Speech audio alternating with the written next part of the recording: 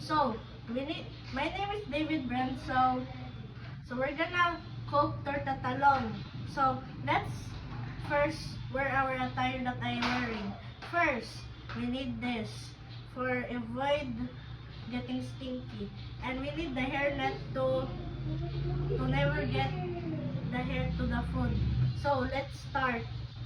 So now guys, I'm gonna show you the ingredients how to cook torta talong in Filipino style. First, we need torta talong. And second, we need cornstarch. Third, we need pepper. And fourth, we need salt. And fifth, we need ajinomoto. And sixth, we need oil. And there's a twist. We're gonna you can use anything. Now I'm gonna use this and this. Century tuna and crispy fry. And 2 medium eggs. And this is gonna be the 9 garlic. And the very last one, onion. Now, I'm gonna start cooking now. First, I lit the fire on already. And I put the frying pan. And now, this is a glass of water. And I'll put it. Sige, go. Sige.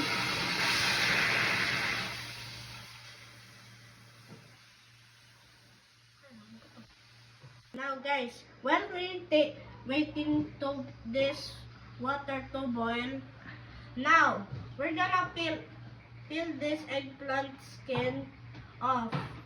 So I don't know how to peel this, so I'll tell my mom to send help. Okay.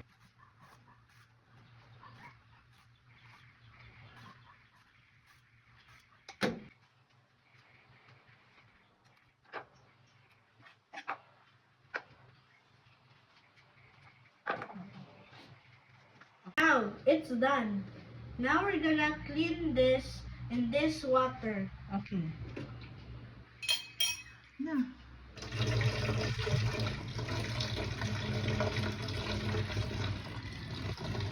Sige na, pastel. Put dito, and then put.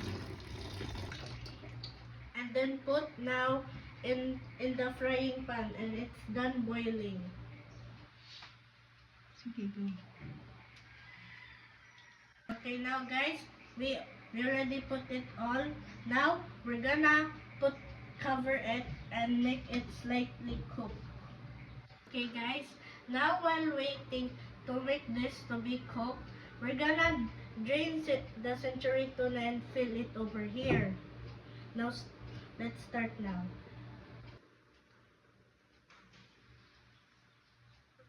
And set aside, and we're gonna put the other ingredients all over here.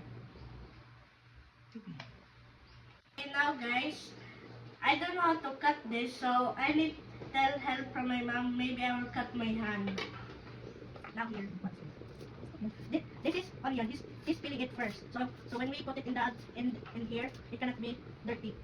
So now it's gonna peel. Now it's gonna cut. It's gonna smash the garlic. And you will peel it too. Maybe the other ingredients will be dirty.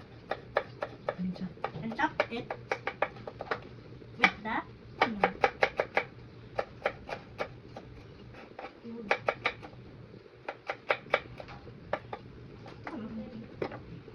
Go, and then? It's done. Now we're gonna put it this that my mom cut it over here.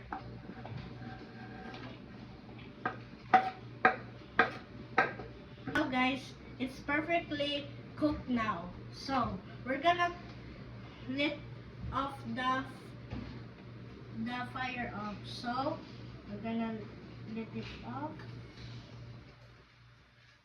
Now we're gonna take this off, and we're gonna use the strainer to drain each of this one by one.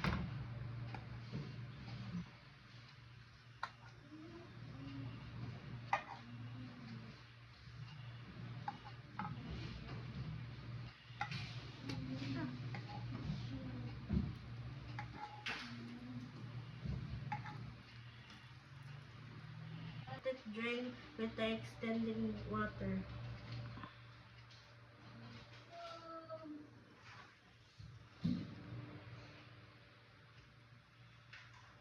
Now guys, now it's done dry. Now we're gonna cut this to small pieces with the help of my mom. Now it's gonna cut it to small pieces.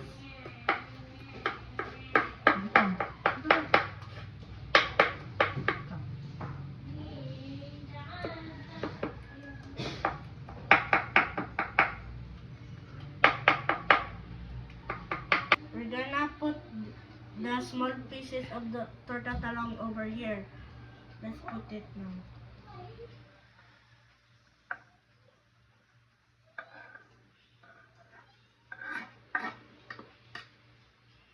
Okay, now guys, we already put the eggplant, garlic, onion, and the century tuna, and we're gonna mix all the ingredients here that I showed you. First, I'm gonna put the cornstarch. All. Next. Next, I'm gonna put the pepper.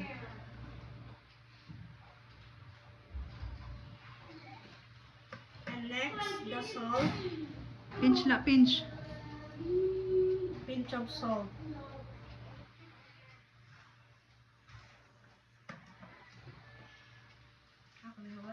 Okay. And we're gonna put this on the Ajinomoto. Just stop. Okay.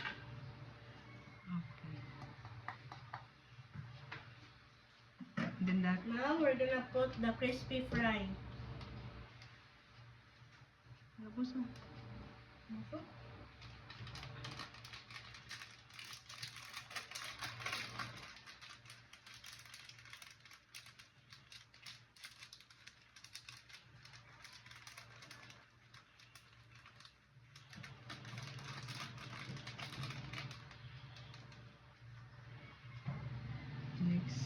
Next, we're gonna put the egg.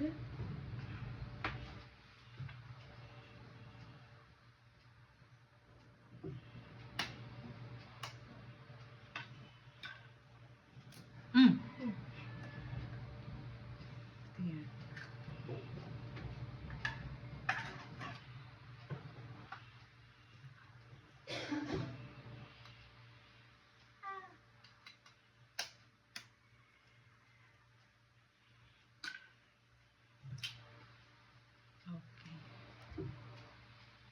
Now, guys, all the ingredients are all here. Now, we're gonna mix it.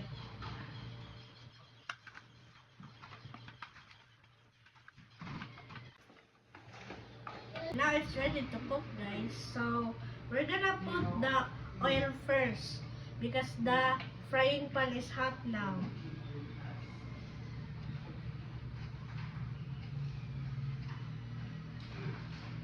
Now, guys, now we're gonna wait the oil to boiling hot. Now, guys, the oil is hot now, so we're gonna put the mixed torta talong in the frying pan, one by one. Okay. Balag mo pagkaya mo. Oo. Tingnan namin nga dito sa plato. Ayan. Okay.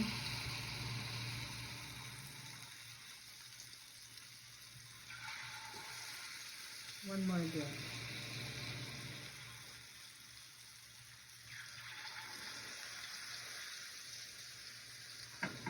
So, we're gonna wait this to perfectly cook. And the perfectly cooked is it's color brown.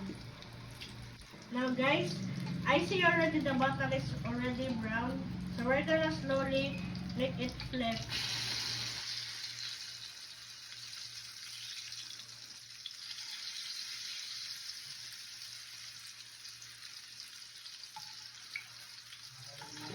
Okay, now guys, it's perfectly cooked now because I already see brown in the bottom. So we're gonna put this in this strainer one by one.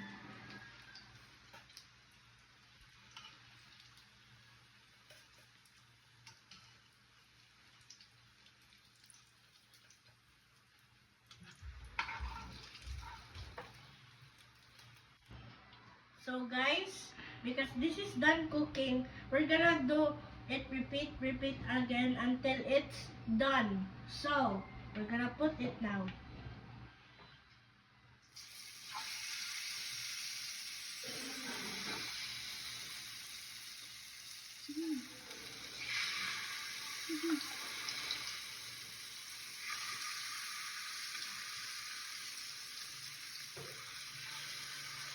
Okay. Go.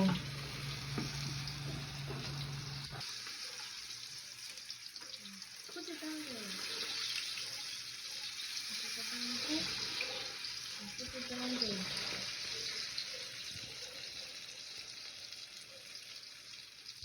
Now guys, this is the second batch. Now guys, it's perfectly cooked and we're gonna put the second batch to the steamer.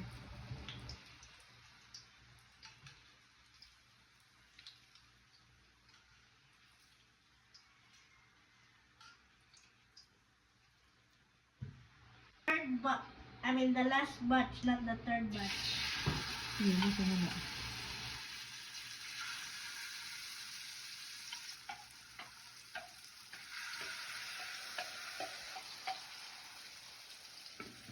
Naiglo. Now guys, this is the final output of my cooking show of torta talong Filipino style. And let you know, this is my favorite.